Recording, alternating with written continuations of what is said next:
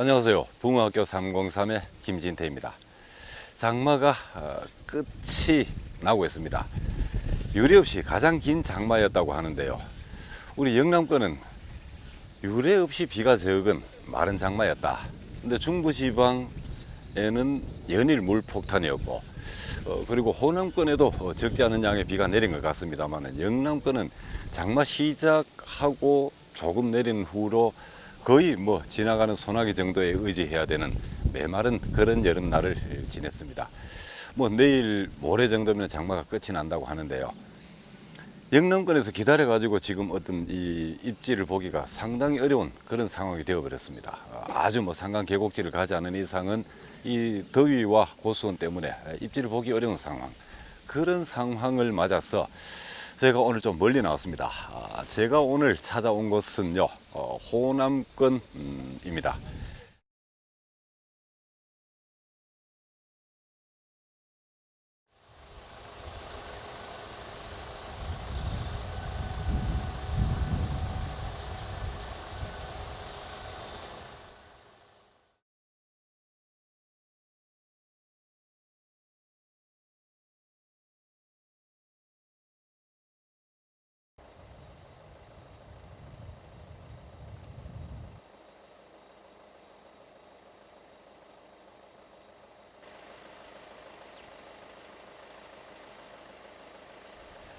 제가 오늘 찾아온 곳은요, 이 나주권에 있는 평지형 저수지인데, 이렇게 눈대중으로 볼 때 만수 면적이 약 한 3만 제곱미터 이상 되는 그런, 영남권에서 본다면 상당히 규모가 중형 이상 되는 그런 곳인데요.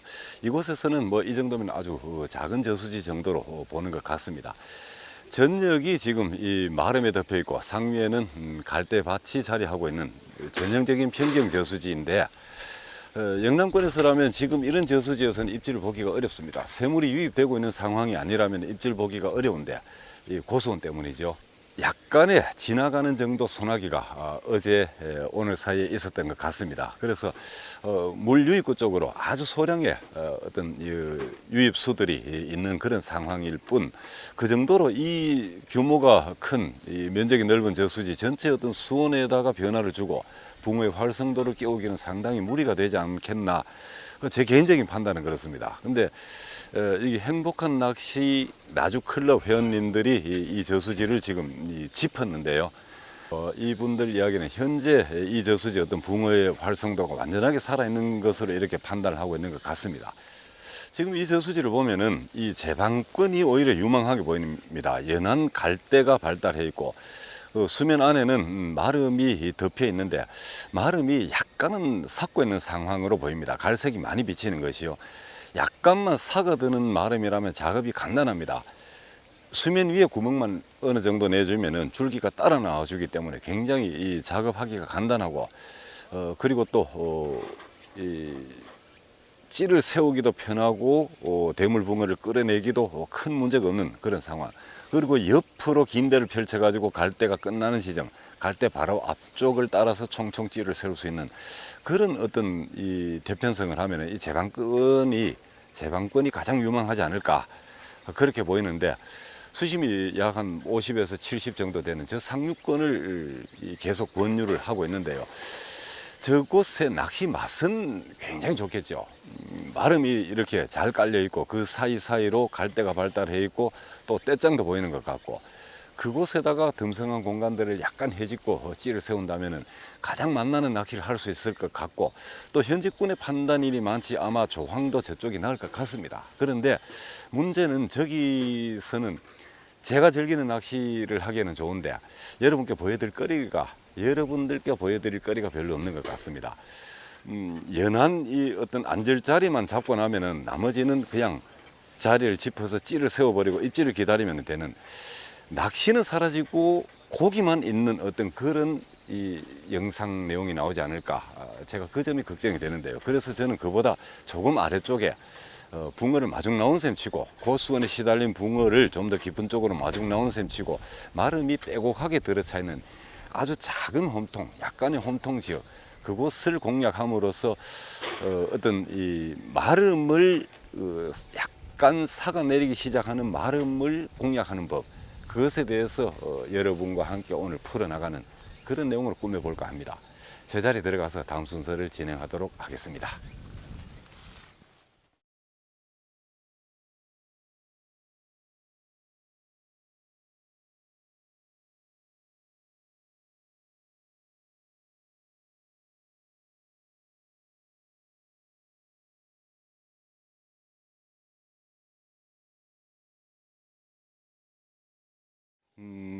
뭐 전혀 사람이 앉았던 흔적은 없는데요. 적어도 이 저수지에 지금 활성도가 살아있다는 것은 현직군의 얘기를 믿고 이 자리를 놓고 판단을 하자면은 2등 정도는 되겠다. 2등입니다, 여러분. 이 자리가 2등 자리가 되는 이유는요. 중류가 끝나고 상류가 시작되는 어떤 상류 초입 정도가 되고요. 그리고 지금 이렇게 어떤 굴곡 없는 이 연안이, 좌안 전체가 굴곡 없는 연안이 이어지는 가운데 이 자리는 완만하지만 아주 작지만은 홈통을 이루고 있습니다. 그리고 저기 물버들 자리, 저 오른쪽 물버들 자리, 저 주변을 보고 지금 제가 이 자리를 선택을 하는데요. 좌대를 먼저 놓는 게 작업을 하는 시작하는 시점과 끝났을 시점의 갭이라고 하나요. 그것을 최소로 줄여 보려고 그렇게 지금 아예 좌대를 놓고 출발을 하게 되겠습니다. 자, 어떤 기준이 없습니다. 뭐 곱부리가 있든지 섬이 있든지 아니면은 마름이 아닌 어떤 다른 종류의 수초가 있든지 뭔가 기준이 있으면은 풀어나가기가 좋죠. 근데 그 기준이 아무것도 없다. 어떻게 풀어나갈 것인가. 자, 여기 보십시오. 여기 연안입니다. 여기 갈대가 서 있는 여기는 연안이고요. 여기는 찌를 세울 수가 없죠. 수심이 나오지 않습니다. 이 갈대가 서 있는 여기부터 여기도 떼장이 조금 있고 갈대가 듬성하니 장갈대가 몇 개나 있고 수물나무가 저기에 물에 잠겨 있습니다. 우선은 이 자리가 눈에 띕니다. 보십시오. 연안에서 가장 가까운 지점이고 수물나무 밑으로 기어 들어오는 자리고 이 자리가 첫 번째 눈에 띕니다.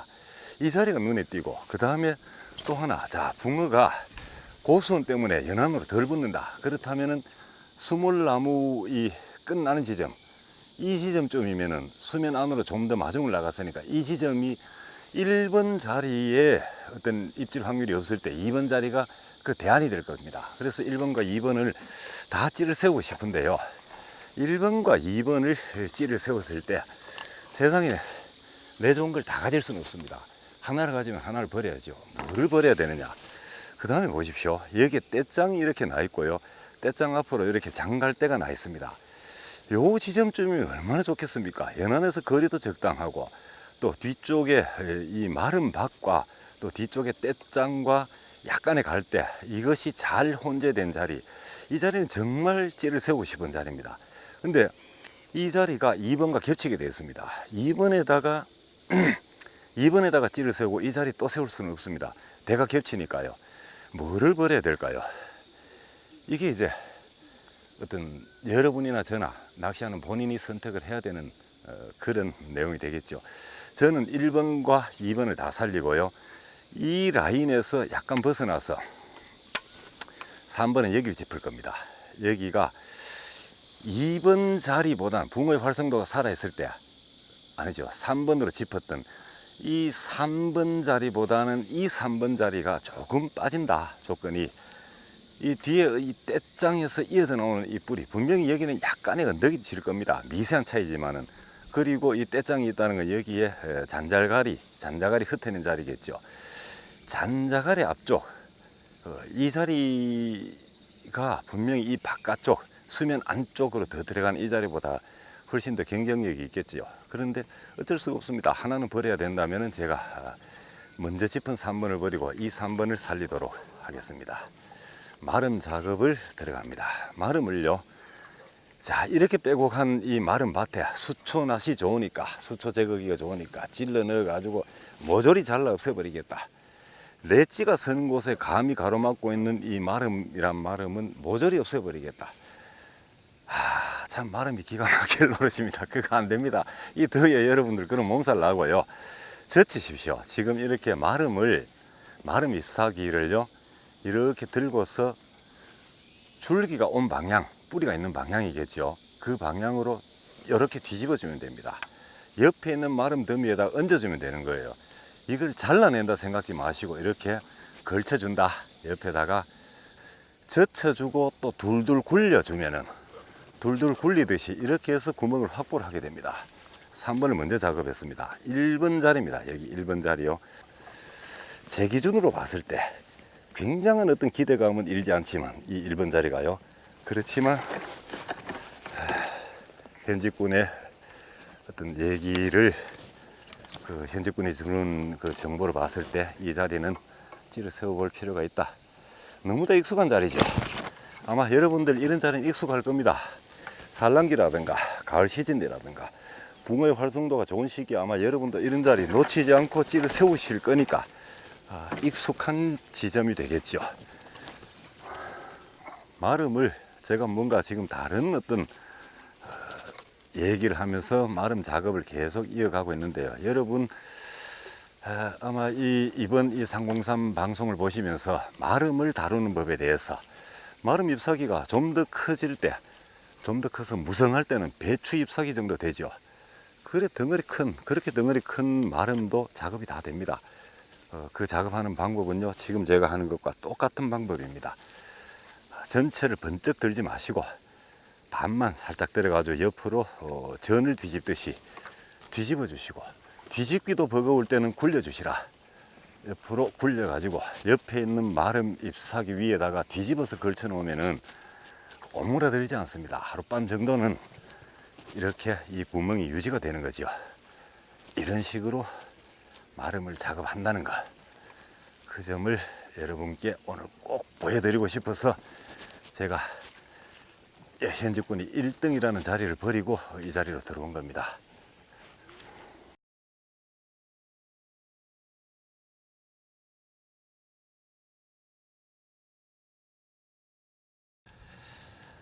미끼를 다 넣었습니다. 제일 짧은 데가 20대, 제일 긴 데가 32대까지 이렇게 들어갔는데요. 1번처럼 제일 가쪽 자리, 저기가 수심이 약 한 70 정도 나오고, 중앙부는 1m, 깊은 곳은 1m 20까지 이렇게 수심을 보이고 있습니다. 여름터로는 턱없이 부족한 이 수심대인데요. 2m를 넘어섰으면 좋겠는데, 2.5에서 3m, 혹은 그 이상 그렇게 되면 좋겠는데, 이곳은 아마 붕어 곡창지대, 자원이 워낙 많다. 그렇다 보니까 아마 어제 무렵에 지나가는 소나기 정도 그런 비가 있었다. 그 비로 인해서 위축되어 있던 붕어의 활동성이 순간적으로 어느 정도 살아난다. 그 정도면은 충분하다. 그 정도만 해도 입질 몇 차례, 월척 몇 수 정도는 구경할 수 있는 어떤 이런 여건이 된다. 아마 현직분들 얘기를 종합해 보면은 그런 어떤 자신감인 것 같습니다. 어쨌거나 붕어 곡창지대 왔으니까 저도 그 자신감 같이 나누어 가져도 될 것 같습니다. 좀 어떤 이 시기에는 어느 정도 좀 무모한 도전 같은 자꾸 그 생각이 들긴 드는데요. 아무래도 시원한 계곡지가 안 맞을까 싶은데 현직분들의 이 대단한 자신감, 그것이 아마 틀림없겠죠. 이분들 여기에서 평생 낚시를 해온 분들이니까.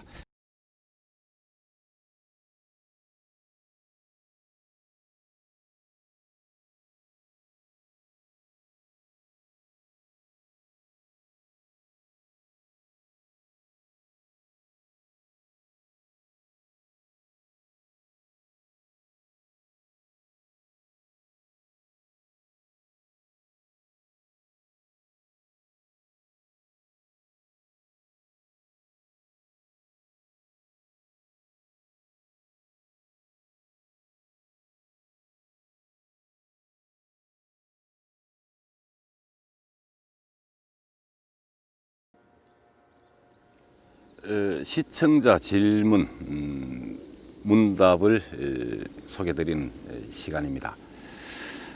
많은 질문들이 있으셨고 개별적으로 저한테 또 질문을 해주신 분들도 많으셨는데요. 그 중에서 많은 분들께 이 내용은 다른 분들께도 알렸으면 좋겠다 싶은 내용 하나를 제가 선정을 해봤습니다. 대류에 대한 질문인데요. 대류가 뭡니까? 대류라는 것은요, 물의 흐름입니다. 물이 흐르는 것이 대류다, 이렇게 생각하면 되는데, 바닥 낚시를 하는 우리는 그 대류를 실질적으로 어떤 채비가 떠밀리는 것으로 느끼기는 어렵습니다. 근데 미미한 아주 흐름이 있고, 특히나 이 여름날, 이렇게 뜨거운 여름날에 큰 비가 유입됐을 때, 큰 비로 인해서 새물이 많이 유입됐을 때, 그때는 대류가 굉장히 활발하게 일어난다. 가벼운 채비는 떠밀릴 정도, 그 다음에 아주 가볍게 하면은 찌가, 입질이 없음에도 불구하고 전체 찌가 찌톱까지 다 드러나 버리는, 찌톱 전체가 드러나 버리는, 그게 바로 대류의 횡포입니다. 대류가 일어나는 것은요, 이 물이 뒤집어지는 것입니다. 아랫물과 윗물이 뒤집어지면서 흐름을 만드는 것인데요, 이 물은 차가운 물이 무겁습니다. 더운 물보다 차가운 물이 무겁기 때문에 하층에는, 아래층에는 차가운 물이 있고 위층에는 더운 물이 자리를 하고 있는 게 저수지 이 어떤 물의 구조인데요. 여기에서 밤이 되면은 외기온이 떨어집니다. 외기온이 떨어지면서 이 수면을 계속 자극을 하죠. 그럼 이 수면의 수온이 떨어지는 겁니다. 차가운 공기와 닿는 이 수면의 수온이 떨어지게 되죠. 그러면은 수온이 계속해서 표층의 수온이 떨어지게 되면은 나중에 어느 시점이 되면은 바닥층의 물보다 표층의 물의 온도가 더 낮아지게 됩니다. 더 무거워지죠. 더 차갑고 무거워진 윗물이 밑으로 내려가고 밑에 있던 물, 상대적으로 더 따뜻한 물이 된, 더 따뜻한 상태가, 더 따뜻한 온도가 된 밑에 물이 위로 올라오는 것, 물의 전도라고 하죠. 물이 뒤집어지는 것, 그게 바로 대류입니다. 그러니까 대류가 활발하게 일어나면은 붕어 역시도 어떤 이 먹이 활동을 활발하게 하게 되는데, 어떤 이 수온을 식혀줄 만한 그 외기온의 변화가 없는 경우, 지금과 같은 경우죠. 지금처럼 이렇게 더운 날, 뜨거운 열대야 상황에서는 새벽이 되어도 대류가 잘 일어나지 않습니다. 봄, 가을이 되면 대류가 활발하게 일어나죠. 그때는 밤 기온이 굉장히 급격하게, 일교차가 크니까, 급격하게 떨어지니까 하룻밤에도 몇 차례씩 이 물의 전도가 일어나고 대류가 활발해진다. 그러니까 붕어가 활발하게, 왕성하게 활발하게 활동을 하고, 주위 활동을, 먹이를 먹는다.